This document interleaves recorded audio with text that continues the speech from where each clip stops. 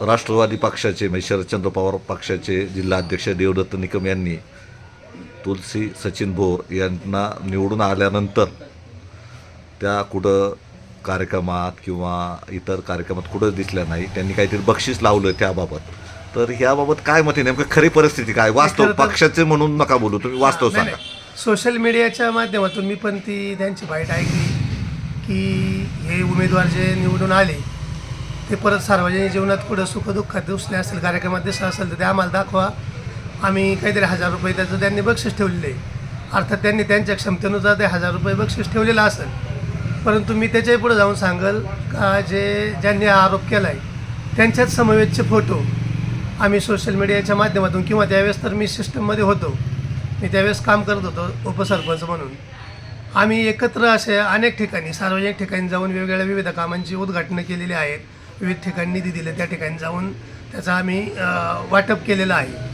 वैयक्तिक लाभाच्या योजना असतील किंवा इतर काही असतील त्या माध्यमातून आम्ही त्या ठिकाणी गेलेलो आहे. आणि ज्यांनी आरोप केला आहे ते स्वतः त्या फोटोमध्ये त्या ठिकाणी उद्घाटनासाठी आहेत, त्या कार्यक्रमामध्ये सहभागी आहेत. आता त्यांना का आठवत नाही किंवा आता त्यांना वेगळीच त्यांच्या डोक्यामध्ये काहीतरी वेगळी नशा असल्यामुळं त्यांना या गोष्टी आठवत नाहीत.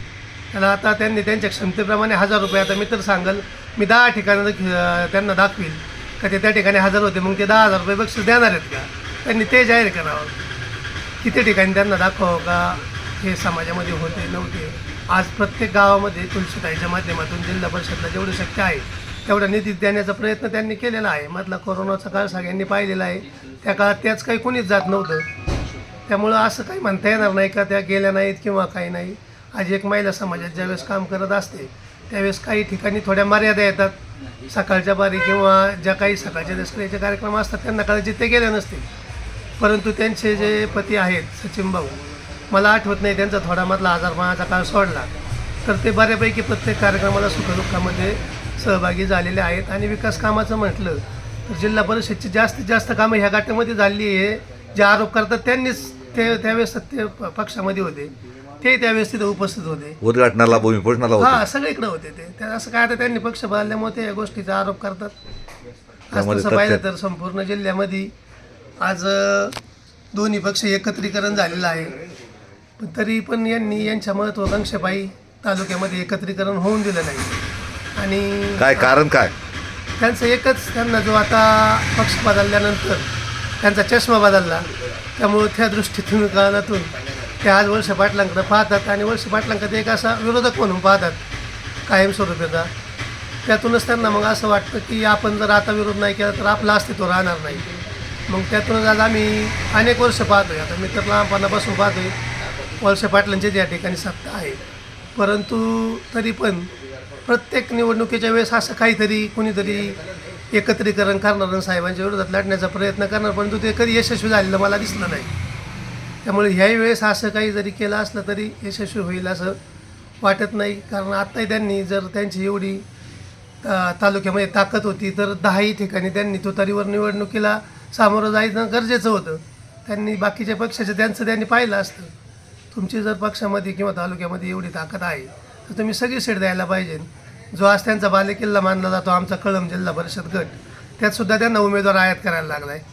त्यात तरी कुठं त्यांनी पक्षाचा उमेदवार दिला आहे. आणि त्यातही आता मी तर कधी समोरच्या उमेदवारांनी समोरच्या पक्षाचा राजीनामा दिलेला पाहिला नाही किंवा ह्या पक्षामध्ये प्रवेश केलेलाही मी कधी सार्वजनिक ठिकाणी किंवा सोशल मीडियाच्या माध्यमातून कधी समजलं नाही की समोरच्या उमेदवारांनी या पक्षात प्रवेश केला आहे.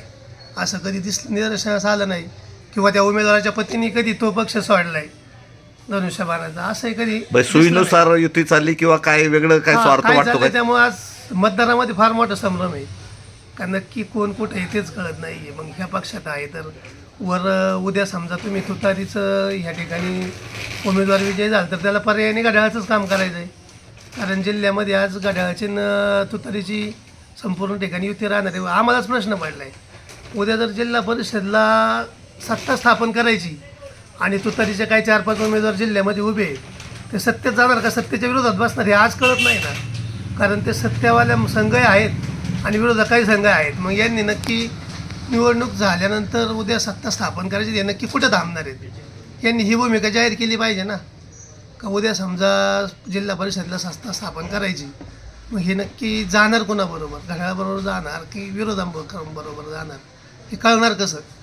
यांनी आज जाहीर करणं गरजेचं आहे.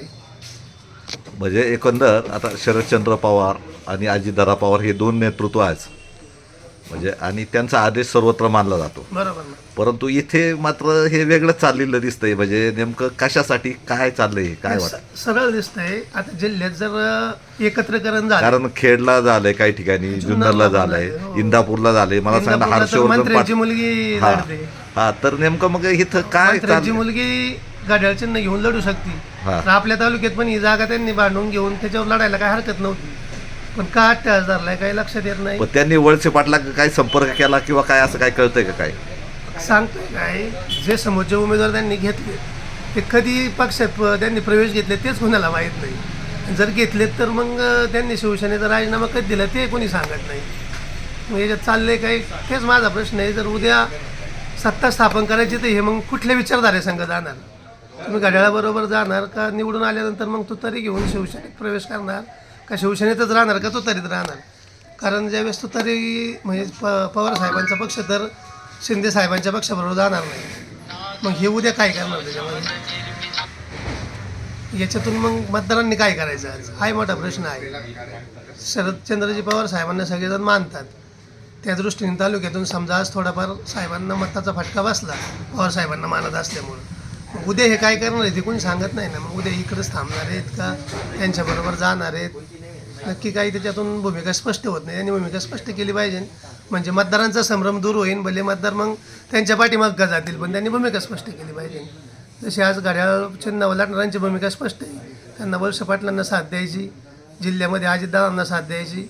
सगळ्यांना मतदारांना माहिती आहे जे घड्याळावर प्रचार करतात किंवा काम करतात की आपल्याला जिल्ह्यात सत्ता आणायची आणि त्याच्या माध्यमातून कामं करायची. यांची काय भूमिका आहे कोणी सांगत नाही ना. उद्या काय करणार? उद्या जर तुतारी उडवून आलं तरी म्हणजे सोयीनुसार राजकारण करतात का कसं वाटतं काय? हो बरोबर ना. सोयीनुसारच किंवा आपलं स्वतःचं अस्तित्व टिकवण्यासाठी कुठल्या ना कुठल्या मार्गे साहेबांना त्या ठिकाणी घेरण्याचा प्रयत्न आहे याच्यातून.